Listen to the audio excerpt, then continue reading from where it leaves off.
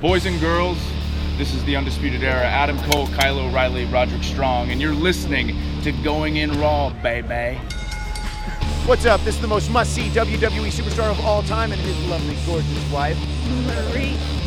And you are going in Smackdown Live. Hi, this is Shinsuke Nakamura. Shinsuke watching Going In the Raw. Hey, friendo, Steve here. And Larson. And welcome back to Going In Raw, the only pro wrestling podcast you need to be listening to right here, youtube.com/Steve and Larson, and available wherever podcasts can be found. If you're listening to us on an audio podcast app, hey, maybe give us a review, rating, or comment. Really goes a long way towards helping gain exposure for Going In Raw. True. So, revealed. Well, maybe. Truth exposed. I'm pessimistic that Buddy Murphy is telling the truth. Oh, piss off, Ghost.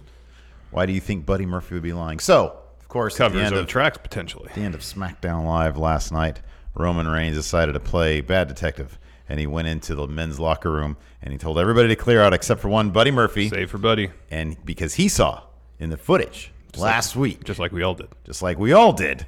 Buddy Murphy lingering about, milling about backstage nearby where when the attack or crap fell on Roman. Right, exactly. So he punked out Buddy Murphy basically into telling him who he saw, because Buddy Murphy at first was like, "Oh, piece off, Goose." Well, he said I didn't say anything, and even if I did, I wouldn't tell you anyways. Yeah, and then Roman didn't take that for an answer, and man, he threw him around like a rag doll. Yeah, that was pretty rad, and it was great to see Buddy Murphy. Although we're probably not going to see him again. I don't know. That gives Buddy motivation to take it to Roman now. You would hope. You would think, Larson. You would think that there'd be interweaving stories playing in and out. And that's what good storytelling involves. But this is WWE. So given that Vince apparently, allegedly, according to several people, Meltzer included. It was Meltzer, it was Ryan Satin, and then Sean Ross Sapp, too. Ross Sapp. All three of them said the three people who, pretty much know what they're talking about. They all confirmed Vince totally tore up the episode yesterday. A couple hours before it started. And rewrote it. So, but then, at the end, Buddy Murphy was forced into basically a forced confession, which those are always reliable. Said he saw Rowan backstage. And then Rowan is like, Daniel Bryan and Rowan? And Murphy says, I didn't see Daniel Bryan. I only saw Rowan. Just saw Rowan. And then you have Rowan and Daniel Bryan standing in the ring watching the thing on Titantron, just standing there. Yeah. And then there's a WWE.com video where Rowan is asked, were you involved in this? And Daniel Bryan interrupts and says, this is media spin. Eric Rowan was not involved. Yeah. Man, Daniel Bryan's so good when he's on the mic. He should be on the mic every single week. Mm-hmm.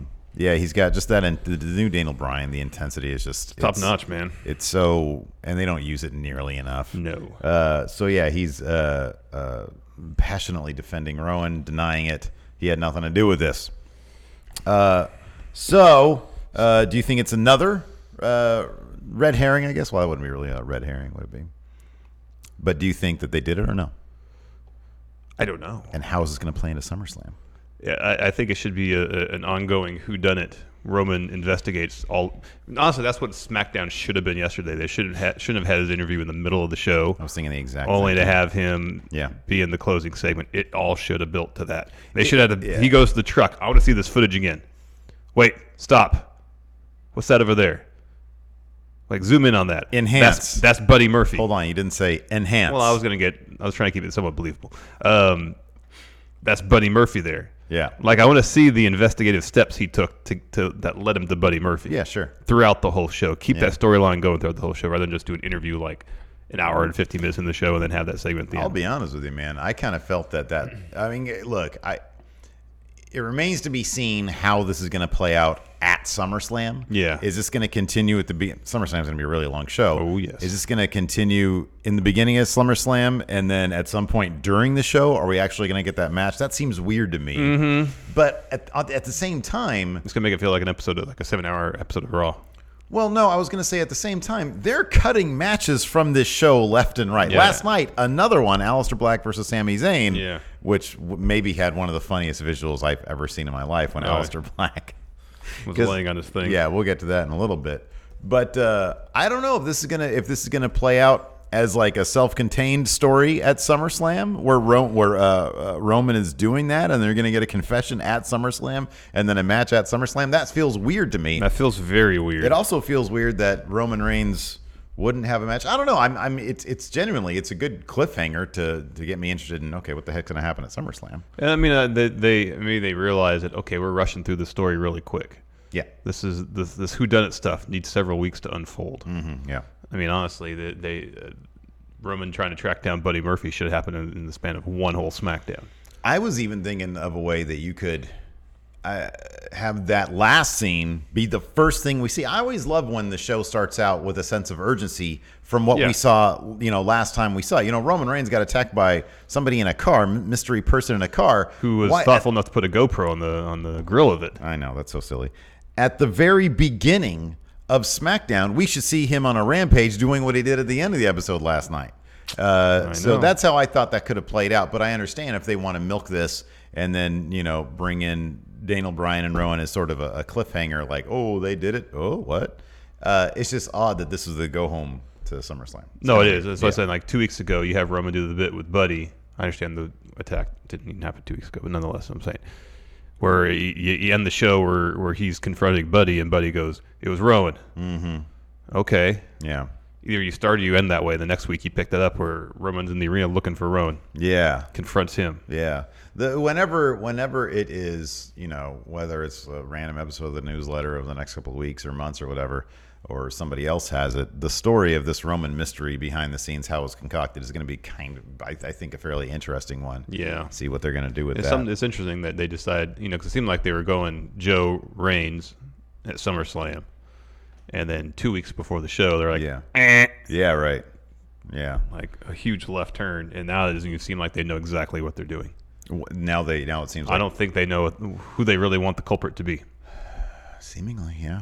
Yeah, I mean, given that given that he just rewrote the show, I really don't want to think this, but it does make me feel like Vince doesn't like the idea of that tag match. So the rumored tag match was Joe and Roman versus Bryan and Rowan at SummerSlam, and that was supposed to have actually been set up and solidified by last night. But evidently, with Vince ripping up the script, all bets are off. Yeah. All bets are off, and chances are he's not even solid on who he wants to be. No. He hasn't decided on it, which means that this could go on for months and end up being Hornswoggle. You know what I mean? Yeah, no. I mean, that's what happens. Rikishi.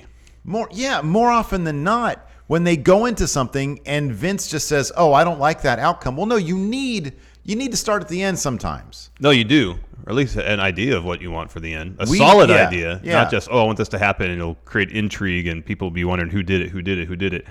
And then you don't ever set pieces in place to lead to a logical conclusion. Right. And so you find yourself after a month or two into the storyline with no good options as far as the culprit, because you didn't decide on that solidly at the beginning. Yeah. And you don't have any believable steps along the way to point the finger at anybody, so you just do this, it was, in many cases, Hornswoggle. Because here's the thing. Ha, ha, ha, and they make a joke out of the whole thing. The first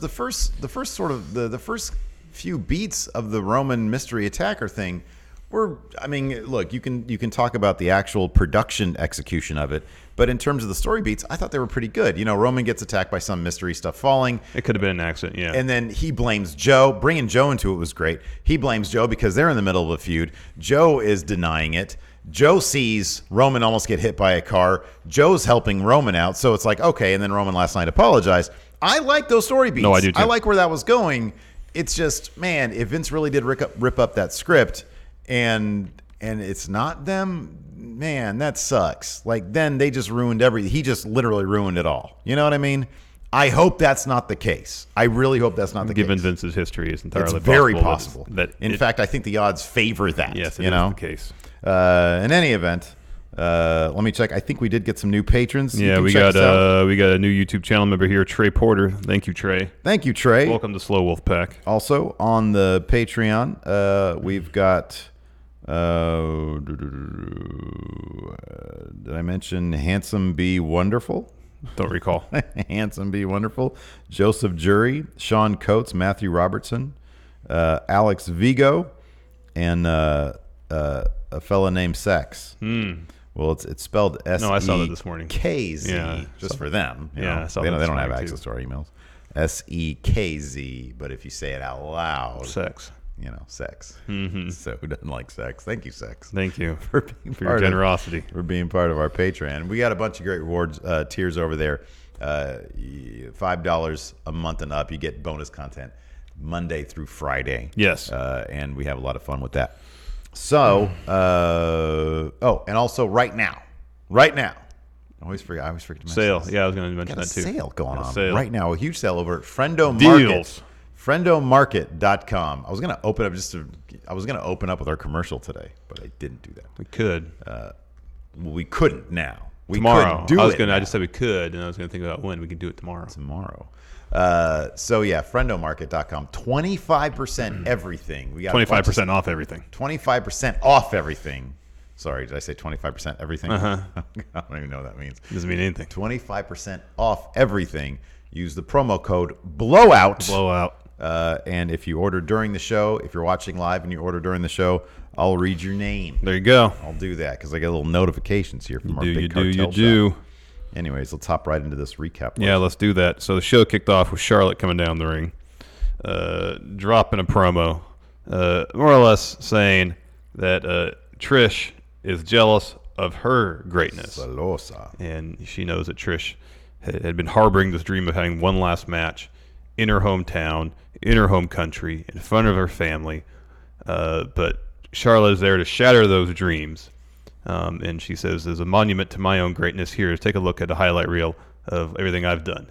And it starts, and it's like, well, that's not Charlotte's highlight reel. This is a Trish highlight reel. Right. And they kind of cut back to Charlotte, and she's kind of vaguely looking upset or confused. Yeah. But not like overwhelmingly so. Right. So I thought at first, did I misunderstand what she said?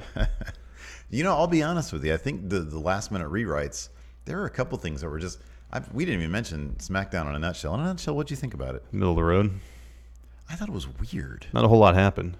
Yeah, I thought it was just a really weird show. If I'm not mistaken, I did put up a community tab poll over there on the YouTube, and let's see what it's at right now. Yeah, over 2,000 votes.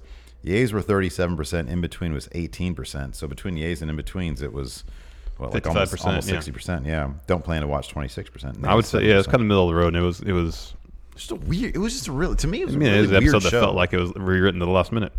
Yeah, it did. It totally did. So there's a highlight reel of Trish playing. It finishes, cut back to Charlotte. She looks, again, kind of confused. Yeah. Cues Trish's music. It's when commentary kind of fills in the blank. It's like, oh, Trish, she pulled one on Charlotte here. Well, she knows people in the production She truck, knows too. people in production. Trish comes down the ring and said, yeah, Charlotte, you're right. I did dream of having one more match. She took a long way, the scenic route to say that. Yeah, and again, it gets back to consistency because when she did her segment with Lawler last week, there was no indication that she was actually dreaming one more match. She seemed fairly content. Yeah, she had mom stuff. She had mom stuff, exactly. Mom stuff. But anyways, this week she did want one more match. Yeah, she wanted one more match. And Charlotte says, I'm going to make you bow down to the queen. Trish, she don't like that. She slapped Charlotte. Boy, that was a stiff shot. It was. That was stiff. You get to stare down the ring for a minute, and then Charlotte starts laughing and leaves the ring and laughs all the way up the ramp. Decent crowd last night, too. The crowd was pretty into it last night. In Detroit. Which was a welcome change. Yeah, nice reprieves from previous weeks. Pittsburgh. Then we get a quick shot of Rey Mysterio walking down the hallway. Yep. Transitioning us to commercial break. And Steve, if you will transition us. Yes, absolutely. Before we move on, here's a word from the sponsor for today's episode. HelloFresh. Who really has time for cooking anymore, huh? Yeah. You got to deal with getting out of the house, go get groceries. Then you got to go prep everything without chopping a dang finger off. Look at that. My finger's missing because I was trying to make food. And you're just doing a trick. Then you go, ooh, look at that. Then you got to spend hours cooking everything and hope whatever you put together isn't completely inedible. Inedible. Well, with HelloFresh, even you, Steve here, can conquer the kitchen because they do all the shopping and all the prepping, and their deliciously simple recipes take about 30 minutes to cook. With HelloFresh, you get pre-measured ingredients and easy-to-follow 6-step recipe cards with pictures. I love those recipe cards, man. They're great. Yeah, they are. You put them together, make a book. Delivered to your door each week. It makes cooking a joy. Yeah, and HelloFresh offers up a trio of meal plans to choose from. That's 3 different types: classic, veggie, or family. And you can switch between those options whenever you like. So wannabe cooks like Steve here can get out of the recipe rut and start cooking outside my comfort zone by discovering new, delicious recipes with HelloFresh. And we had a chance to try HelloFresh, and what was it, Steve? Top notch, Top baby. notch. There's a huge variety of recipes, and the food has been awesome. I really like the pork burgers. Yeah, man. Mentioned the beef bulgogi. Oh, man. That was great, too. Those pork burgers Italian are something meatloaf was good as well. And everything has been easy to cook. Right now, friendos can take advantage of HelloFresh's special offer. Get $80 off your first month by going to HelloFresh.com/GoingInRaw80 and using promo code GoingInRaw80. That's all one word. Yeah, you can get $20 off of each of your first 4 boxes by going to HelloFresh.com/GoingInRaw80 and entering the promo code GoingInRaw80. And thanks to HelloFresh for sponsoring today's show, and you're really helping out Going In Raw by going to HelloFresh.com/GoingInRaw80 and using promo code GoingInRaw80. Somebody mentioned Tim Morse here in chat, mentioned that Trish also dropped a "You're not me." Yeah. Kind of crazy. We haven't seen Baron Or Lacey Evans. or I know. Lacey. Could Baron be the ultimate guy who's responsible for the attacks on Roman Reigns? That'd be something. That'd be something else. I guess it's possible. He's probably just taking some vacation time They out. probably don't have anything for him now. Do you really think? What do you think it is? If they didn't have anything for Baron Corbin, they love him. I find it hard to Well, believe they would never have something for Vince him. apparently loves him, but he's not the one writing Raw anymore. That's a good point. That's a good point. He doesn't come off like a Paul Heyman guy. No. And I wondered too. This like the last 3 weeks we've heard that Vince at the last minute decided to rewrite SmackDown. Is it because he's relinquished some control on Raw that now he feels the need to double down on SmackDown? Well, maybe he just sees that, like, yeah, that could be. I mean, there could be some level of, yeah, I don't know. Although, I mean, it seemingly nothing has much to do with like SmackDown's low ratings as it pertains to Fox. One of their VPs had an interview just about Fox Sports in general, just I think the other day, 2 days ago, something like that. And he said that they're not even thinking about the ratings right now. They said when we get SmackDown, it's going to be such a fresh coat of paint, basically, that the way we're going to present it and do it, we're very confident that we'll be able to do it right and get the ratings we want. Yeah. So He said it's to be like, I can't remember the sports analogy he used, like a home run or something like that. He said. Yeah, I think he said like a home run. So no, I don't know. I mean, it's possible. I don't know if you think about it. You know, Heyman's doing decent work on Raw right now, getting them out of their creative rut. Yeah. I don't know. Maybe that's freed up Vince. Maybe he feels pressure to make SmackDown as good as Raw. And I don't know. It's not really. Well, also amongst all the tweets about the show being rewritten, I think it was Ryan Satin said that Bischoff hasn't really done much on the creative side of things yet. He hasn't had one idea that he's pitched or suggested actually be implemented on television yet. Probably could have seen that coming. Yeah. I mean, he's just not like, Heyman's been involved. He's been in there. Bischoff He's been not. involved. From all indication, Bischoff has not followed the product. Right. So it takes a little while to get up to speed, get to know all the characters. Yeah, man. So who knows how that's all going to play out. Yeah. Speaking of characters, next we had Dolph versus Rey Mysterio. Goldberg's music hits, and so people cheer. And then you cut backstage, and it's not I'm Goldberg. thinking to myself, oh, man, I got to listen to Larson tomorrow talk about Goldberg. Don't want to see it. Didn't happen, though. Didn't happen. No, it was Dolph. Yeah. I think even kind of jokingly bashed his head into the door because he starts to open the door and he goes. I was wondering about that. I didn't hear that, so I just paid attention to his forehead. Like when he came out, Yeah, there's I was no like, blood coming oh, out. man, I wish he had put some blood right there. I know. So he comes down to the ring to Goldberg's music. He gets to the ramp and does some of Goldberg's mannerisms. Then he just does his stuff. Yeah, I thought it was funny, man. Yeah, it wasn't bad. I was cracking up. He's supposed to take on Rey, but Dolph attacks Rey before the bell rings, lays him out ringside.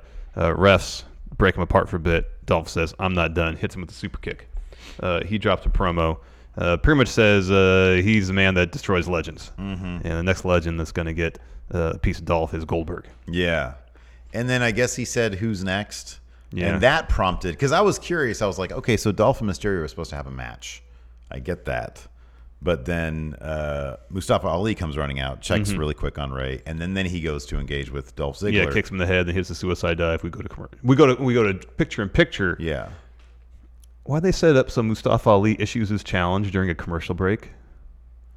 Oh, is that what happened? That's what I'm guessing, because Mustafa grabs the mic and starts talking to Dolph. Oh, I did not notice that because I never pay attention during the commercial stuff. As soon as it goes to picture-in-picture, I'm watching it, and Mustafa grabs the mic. I'm like, why did they set up the show so a challenge is issued? I'm guessing. No, it's a big story beat. It is. If he had a microphone, that was a challenge. It's like, why are they having that during a damn commercial break? Yeah. Oh, it infuriated me. Yeah. It's like Mustafa doesn't get a ton of mic time as is unless he goes off and shoots it himself. That was one of the...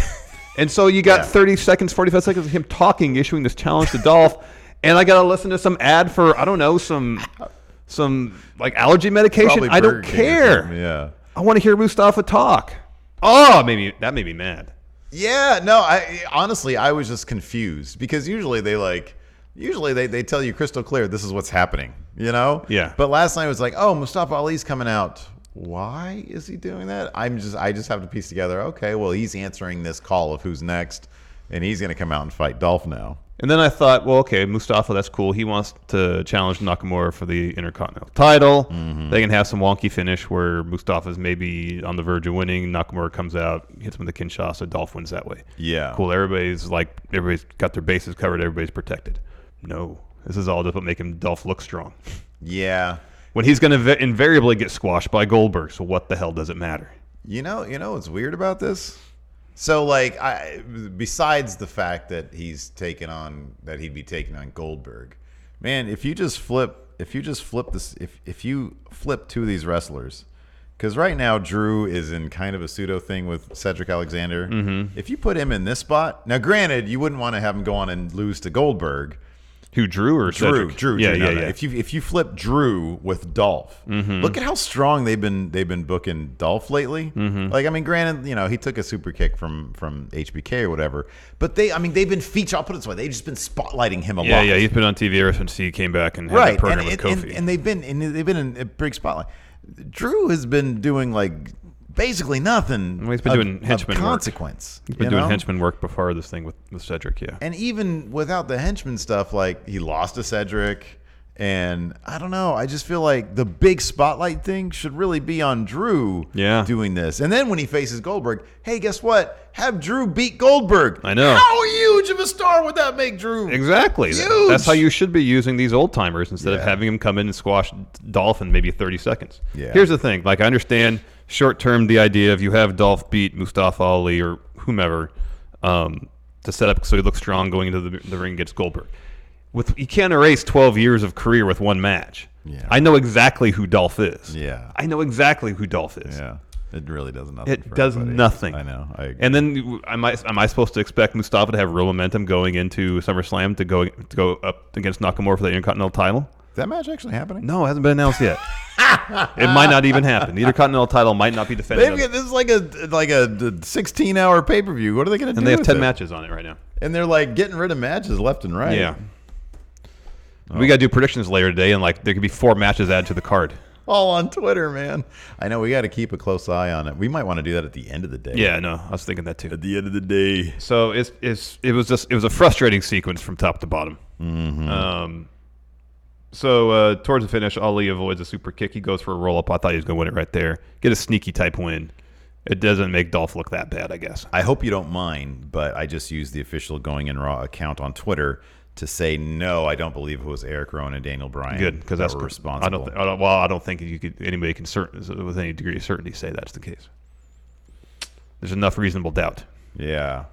And then I thought, okay, Ali is going to win with a roll up. Cool. No, Dolph kicks out. Dolph hits a super kick for the win. Mm-hmm.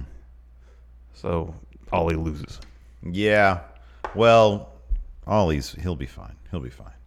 He'll be good.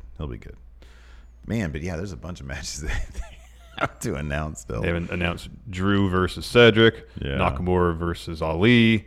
Anything with the women's tag titles. Anything with any of the tag titles. Anything with any tag titles. What are you doing? Anyways, let's see. Yeah, then we had a Who Attacked Roman Reigns recap. And then we had a sit-down interview with Charlie Caruso and Roman Reigns. No, it's Kayla. Oh, it was Kayla. That's right. It was Kayla. And she said, do you have any thoughts on who attacked you? And he says, well, first of all, I know who didn't. It was not Samoa Joe. And then he looks into the camera and he apologizes directly to Samoa Joe via camera. He's like, I'm sorry, I didn't mean to have your name dragged through the mud. So, yeah, there you go. But he said he is going to get some answers tonight. He's been watching seasons 1 and 3 of True Detective. There you go. He tried season 2, but it was very couldn't get into way it. too He's much. like, I don't really care about the existential drama amongst any of these characters at all. Super confusing. I want true mystery. Like somebody in a bowl. I want rich mythology. Right. Interesting setting. All these people whose lives stink. I don't care about any of that. Exactly. I don't need depressed Colin Farrell in my business, man. I want to know about the new Blade and, of course, the iconic all right. And Woody from Cheers. Yes. Yes. Season 1 was really good. Yeah, season 1 was great. Season 3 was really good. You'd like season 3. Yeah, I need to because it also brings that they also had Steven Dorff in that series. Oh, he was Mahershala Ali's partner. Cool. I just rambled through his name, Mahershala Ali. I think I got it pretty good. Anyways. So yeah, and then he said he's gonna get some answers. Then we got a really lovely Harley race. Yes, then when they ran on Raw, it's really well done. Next, Natalya versus Ember Moon advertised as a challenger versus challenger match. This was a bad idea. Yeah, it was not a good idea. The match was actually pretty good though. No, I know the match is because Natalya and Ember Moon are both really, really good. They were stiff. They were working really stiff last night. Yeah, but making Ember Moon look kind of weak with Natalya putting her in that sharpshooter and then the double count out. It's not good, man. It's 2 weeks in a row where Ember Moon's kind of gotten the short end of things. Although I guess you might suggest that Ember Moon could come away on that. If you look at the math, she's not standing tall. Boy, they chump her out here on SmackDown and then again at SummerSlam. Yeah, that's pretty much what's going to happen. That was going to happen? That sucks. It does suck. It sucks. So, yeah, they brawl ringside. Natalya puts Ember in the sharpshooter, and she doesn't let go. Double count out. Nobody wins, but Natalya looks amazingly strong in it. Yeah, then Bayley runs down, breaks up the sharpshooter, and Natalya pushes her into the barricade, and Natalya storms off. Yeah, they basically just chumped out Bayley and Ember Moon. To get Natalya over. To get Natalya over somebody we know guarantee is not going to win. This championship. Not going to win. Yeah. Yeah, doesn't seem like a wise investment of storyline. Anyways, next we had the Kevin Owens show with special guest Shane McMahon.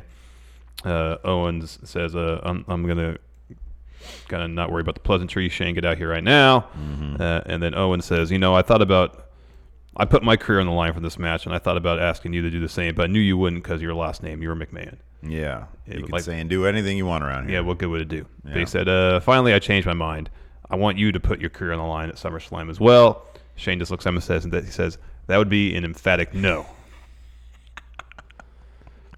I'll have to use that line at some point. Emphatic. And he goes on a bit, and then Owens talks some trash, throws the mic down, and Shane says, I get the idea that you want to fight. All right.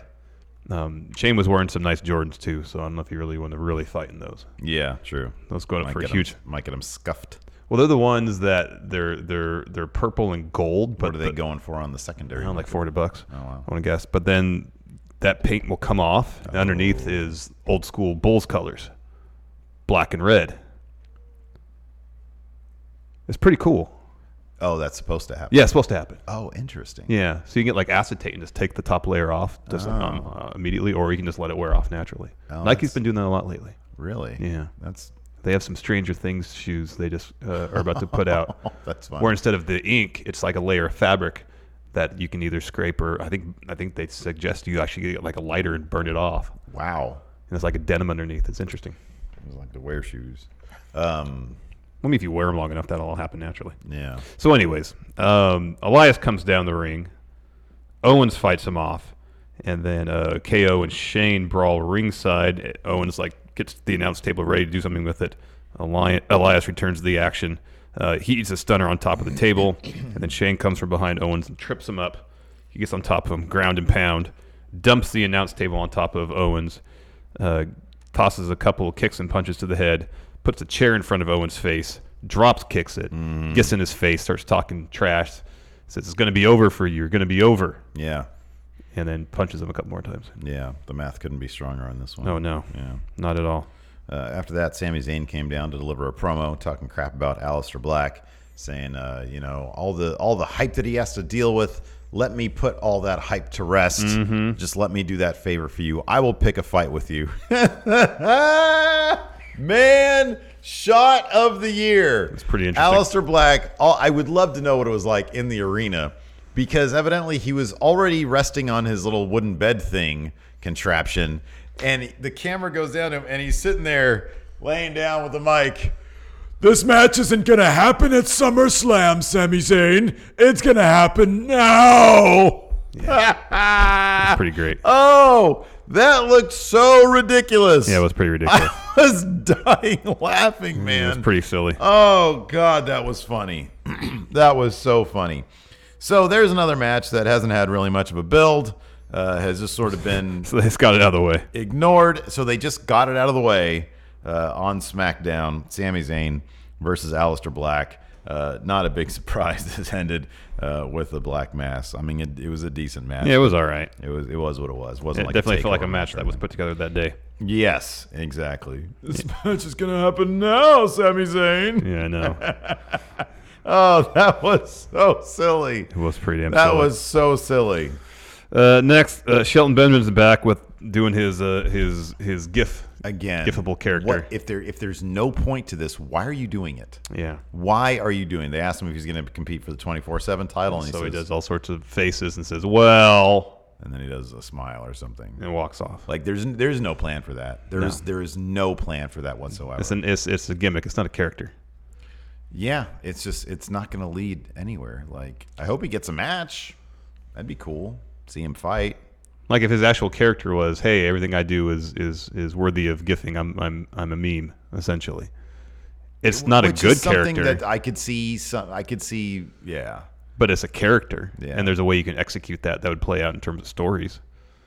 But Yeah, that makes any sense. to me. them just trying to make his reactions into little gifs. Yeah. No. Next, Firefly Funhouse starts with Huskus eating a bunch of candy. Yeah, that was pretty cool. And then Bray pops in and says that Finn, you think he's brave, but his bravery is really just to cover up his ignorance. Mm-hmm. He doesn't know what he's dealing with when it comes to the Fiend. Man. It was pretty funny when Bray pulls a chocolate bar out of Huskus's mouth and throws it, and all sorts of sound effects. Yeah. Woo! Yeah, that was all good stuff.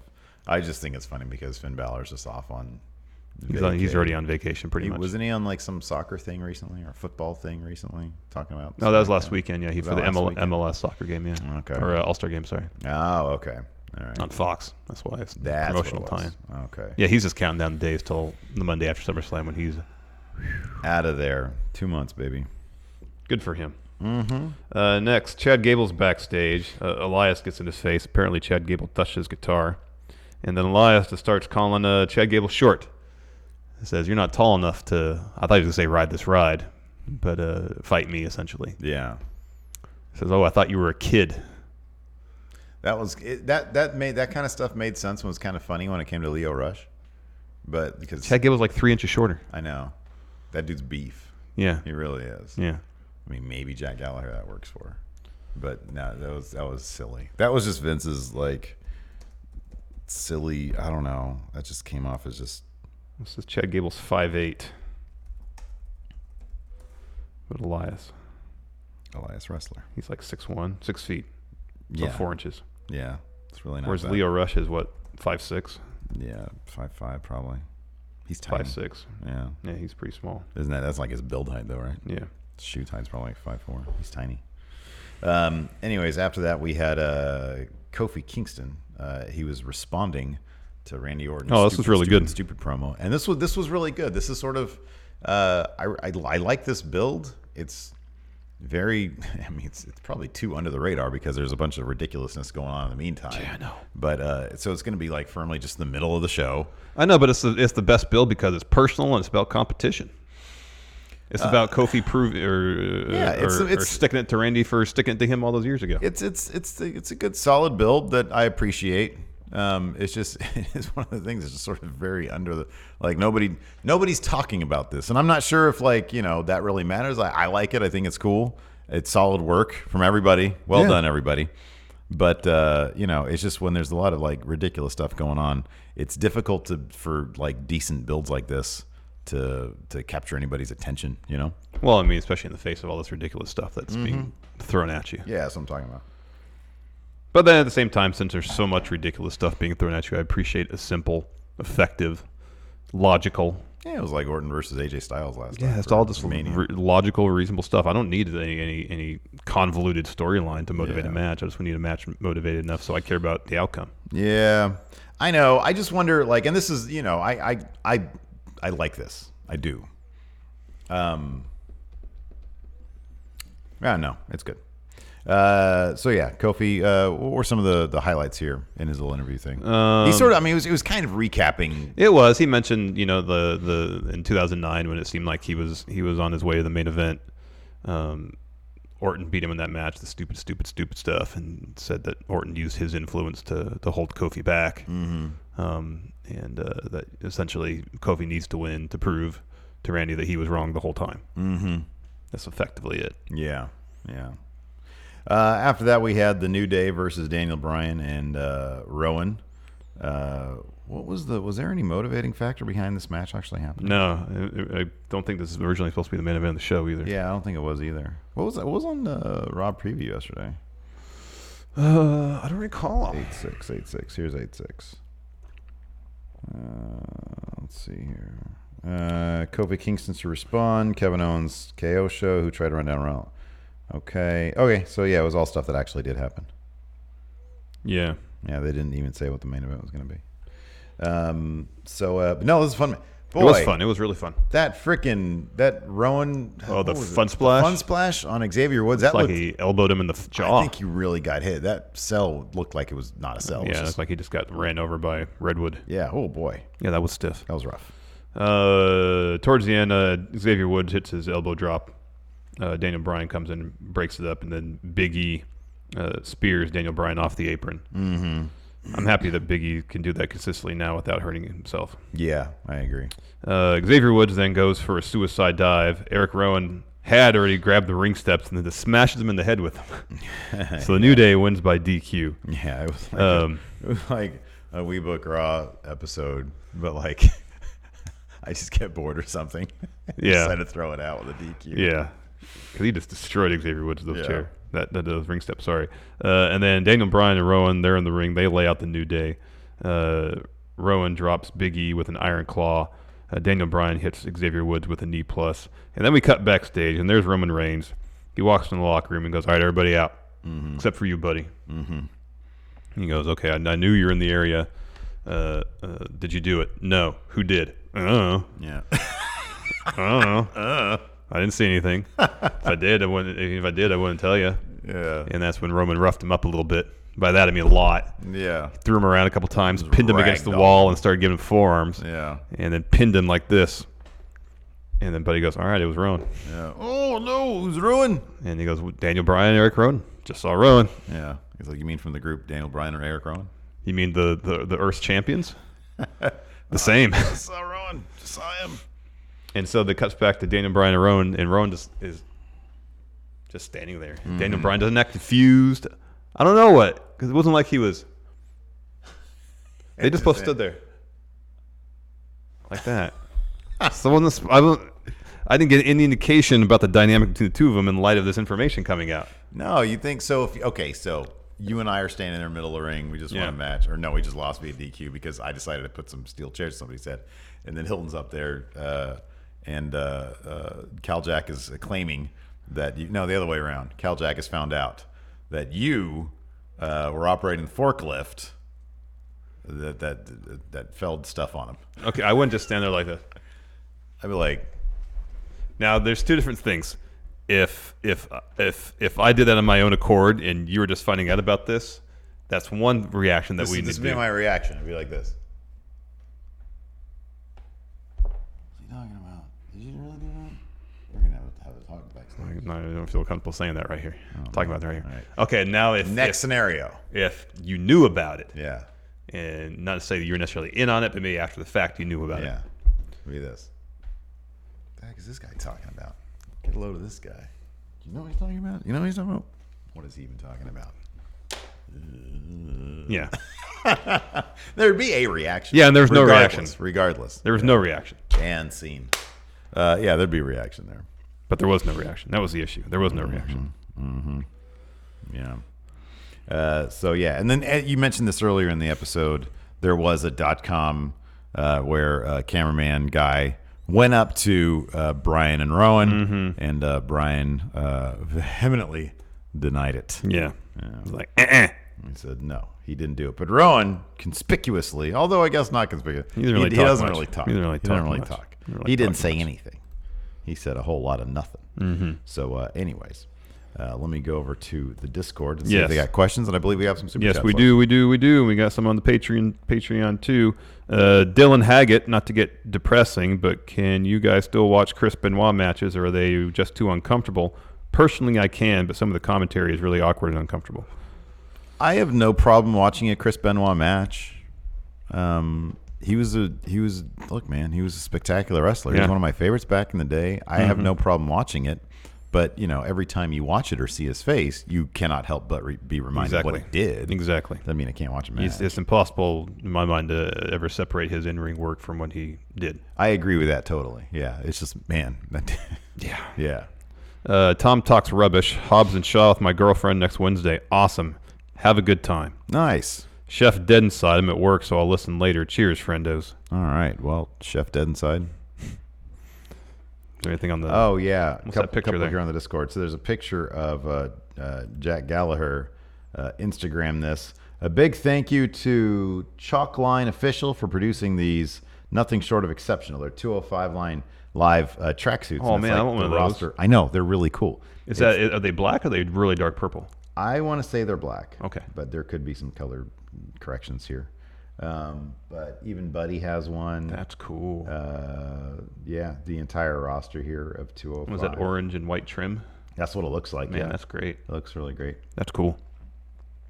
Nelly Bobber, big time fan. Can't watch now, but cheers and too sweet. Thank you. Neely. Jimmy Thomas says, I find it funny that the best kept secret can't keep a secret. Yeah, that's funny. The irony. Marcus, if they still had Breezango, the mystery would have been solved by now. Love the show, guys. Thank you, Marcus. I don't know that that's the case because they were not actually very good detectives. Tommy Cat, attention, friendos. If I score Philly and Boston all elite tickets to go with my DC tickets, my all out tickets will be for sale. Friendos get first dibs at sticker price. If you do sell your tickets, get in touch with Tim Spulak. I know he's in the market for some. Yeah. Talk to him before anybody else. I know he's in search of some. Justin Rogers, when do you guys ever see Shane stop wrestling? He says, I'm sick of it. Not anytime soon. Yeah, not anytime soon. I just hope that they use him more or less in the way they're kind of using him now, which is a lot more sparingly than they had for a spell there. And if they do that, I suppose, although not ideal, I wouldn't mind it. I do appreciate some of his work. I don't think he's a terribly good wrestler, but I do appreciate some of his character work. I wish they would move him to more of a managerial position than an actual wrestler. Yeah, like we said when he had his kind of mini faction going on. If they had switched the spots of Drew and Shane, it would have been much better. Yeah, I agree. Wild Boy 87. I was there last night, and that creaky noise in Alistair's entrance is the loudest noise I've ever heard.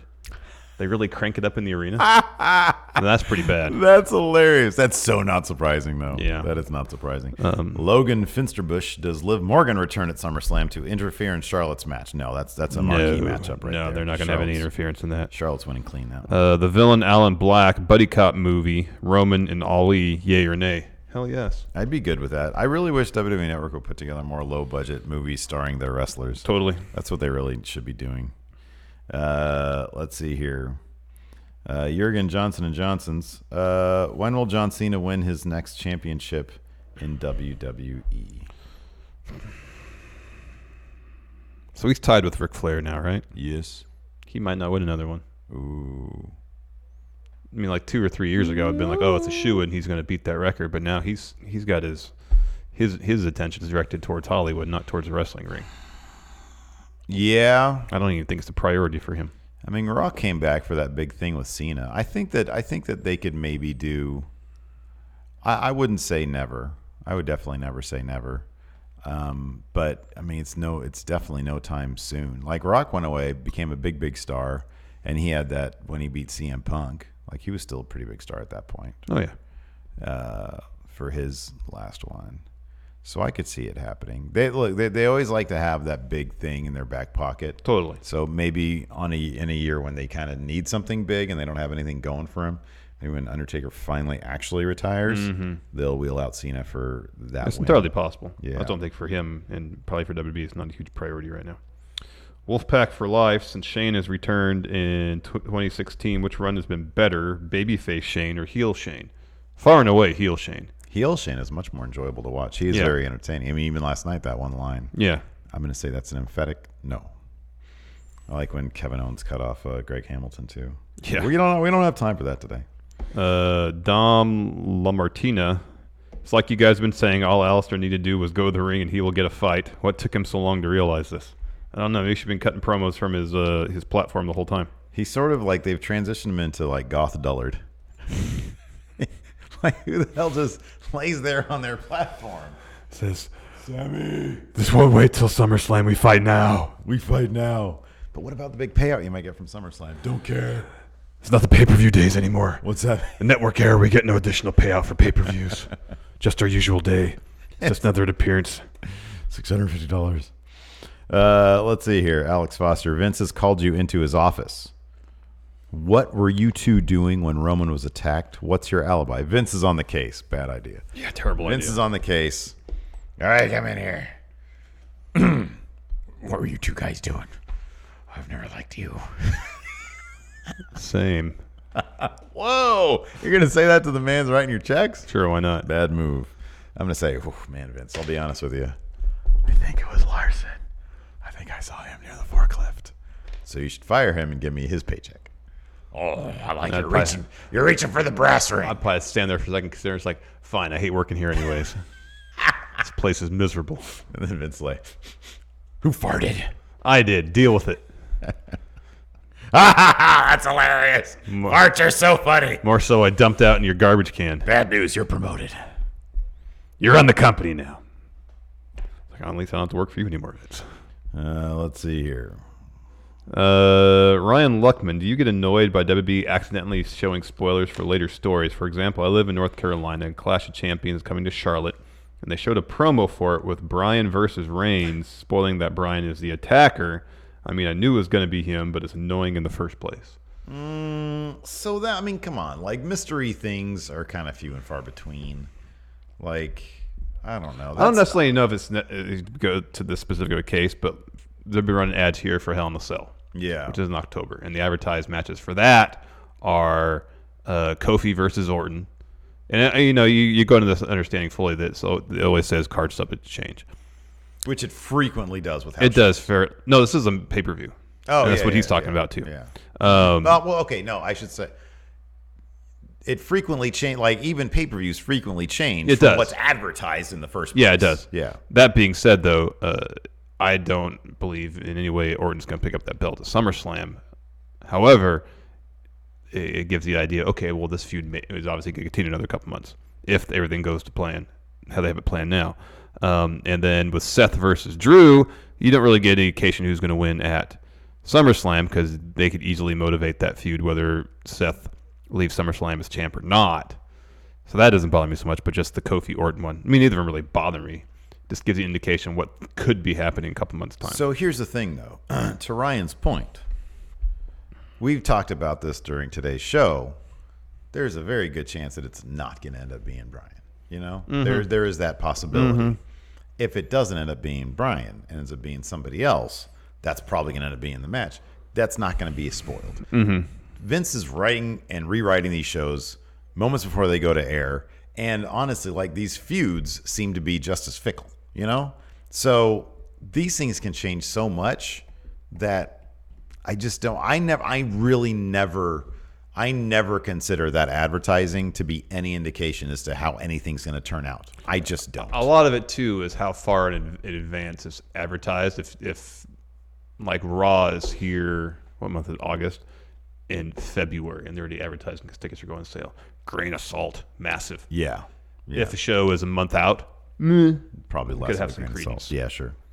Mr. Lipkin Prime, when a wrestler of this generation is asked who was your favorite wrestler growing up, the vast majority seem to say HBK. What wrestler from the current era do you think will have the greatest influence upon wrestlers in the future? Young Bucks. Yeah, I think you're right about that. Does Daniel Bryan count from this era? Yeah, I guess so. Yeah, I I'd think say he'll be up there. Daniel Bryan, I think, is going to be the HBK of this era. Could be. I think that's what's I going to be. think I just said the Young Bucks, not only because of the in-ring stuff, because everything else they've done outside of it. I think you're right about that. I think a lot of wrestlers are going to see what they did and think, okay, well, I'm going to try to do that for myself. Mm-hmm. Carve my own path. Yeah. Let's see here. James Fletcher, this is a good question. What SummerSlam match are you looking forward to the most? He says Randy Kofi. He says, but he wants Randy to win. Bad news, James. I think from a storytelling perspective, that's got the potential to be maybe the best match on the card. Because there's a lot they're working with. Let's see here. From a wrestling perspective, I'm really interested to see what they're going to do with Ember Moon in a title match. Mm-hmm. I think that should be fun. From a wrestling perspective, number one's got to be AJ Styles and Ricochet. And then we'll talk about the 205 tomorrow. But wrestling-wise, That could be a really good match. that could be just terrific. I'm curious to know about what The Fiend is going to look like wrestling. So that should be interesting. I think Becky Lynch and Natalya is going to be a good match. Yeah, I think it will be, especially with the submission stipulation. We haven't seen Becky wrestle a more technical style in a long time, and if you watch her stuff in NXT, she can do that. And I always love laughing during wrestling, Larson. Mm-hmm. So Goldberg Dolph, I'm looking forward to as the comedy match. Yeah. Ears of Justice, Chase Hetrick. If Kevin Owens is Stone Cold and Shane is Vince, who should be the Rock of this storyline? He says, preferably a person who is currently a face. So who is the Rock to Stone Cold, or to Kevin Owens Stone Cold?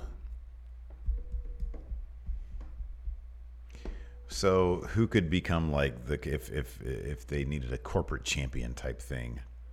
Yeah, just someone to be Owens' primary rival. That can match him in the ring, on the mic. It's hard to think of Kevin Owens and not think of Sami Zayn as like his primary rival. Yeah, but come on now. I know.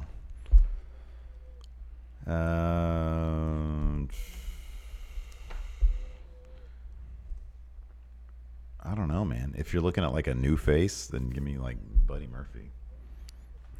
That I don't know. He doesn't have the mic skills to. Nobody's got the star power. Like nobody has the star power. Like Samoa Joe. Imagine a Samoa Joe Kevin Owens that's like a good one. feud. That's a good one. All right, there you go. Yeah, boy, that'd be a killer feud, huh? Just make them rivals and have them have a 4-year-long feud off and on. That's how you do it. Wolfpack for life. Any chance Luke Harper is the attacker without Bryan's permission? Oh no, Adam Cole. And they start fighting. Oh, there you go. That's Adam good. Cole. That's it. Good.